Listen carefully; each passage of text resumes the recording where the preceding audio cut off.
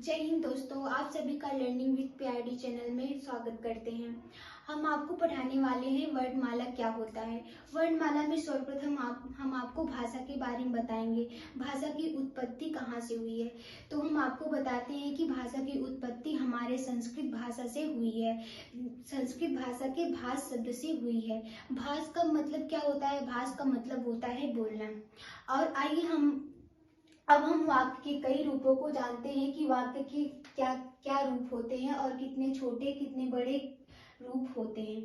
तो आइए सर्वप्रथम ये वाक्य है हमारा। वाक्य से छोटा उपवाक्य होता है। उपवाक्य से छोटा हमारा पदबंध होता है। पदबंध से छोटा हमारा सबपद होता है और पद से छोटा हमारा अक्षर होता है। अक्षर से छोटा हमारा ध्वनि होता है।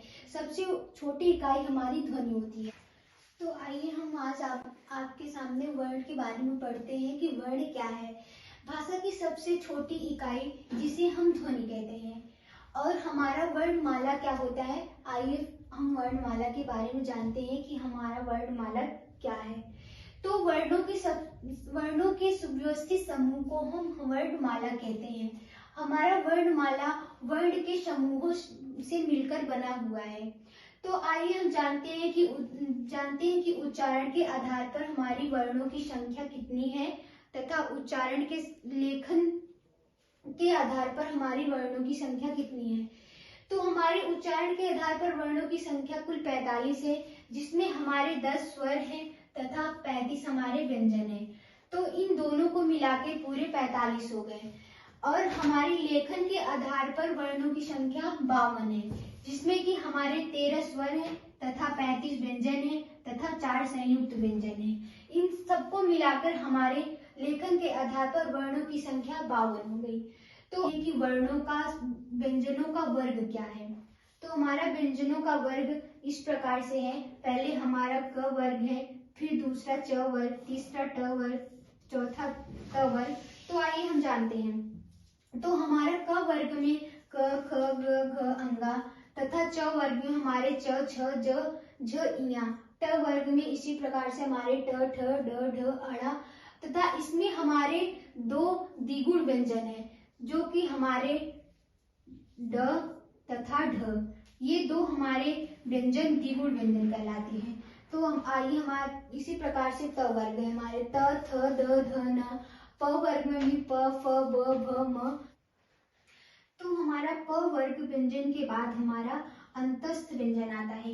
अंतस्थ व्यंजन में हमारे य, र, ल, व ये सभी आते हैं। अंतस्थ व्यंजन के बाद हमारा उष्म व्यंजन आता है, जिसमें स, ख, स, ह इत्यादि आते हैं। उष्म व्यंजन के बाद हमारा संयुक्त व्यंजन आता है। हम ऊपर पढ़े कि 4 संयुक्त व्यंजन हमारे लेखन के आधार के वर्णों की संख्या में मिलकर बने हुए हैं। संयुक्त व्यंजन हमारे छ, त्र, ज्ञ, स्र। और छ हमारा किससे मिलकर बना हुआ है, आधा क और ख से मिलकर हमारा छ बना हुआ है।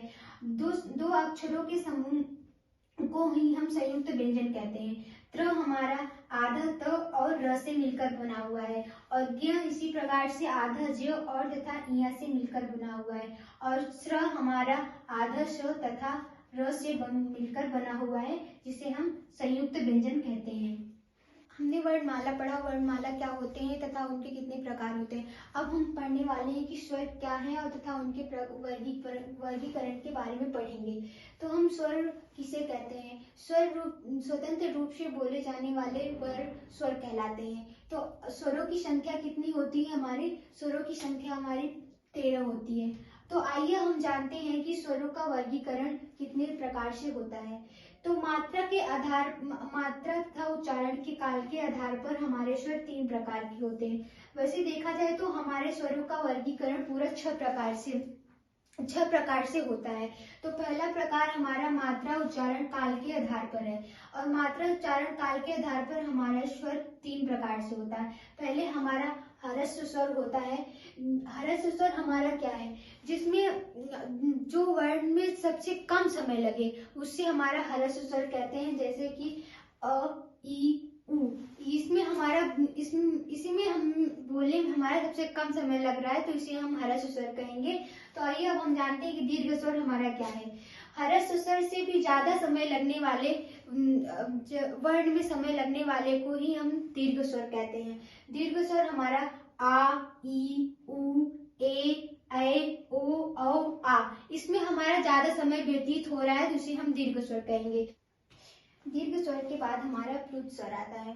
प्लुत स्वर में हमारे ह्रस्व स्वर दीर्घ स्वर से ज्यादा समय लगता है, जिसे हम प्लुत स्वर कहते हैं। इसका उदाहरण ये है।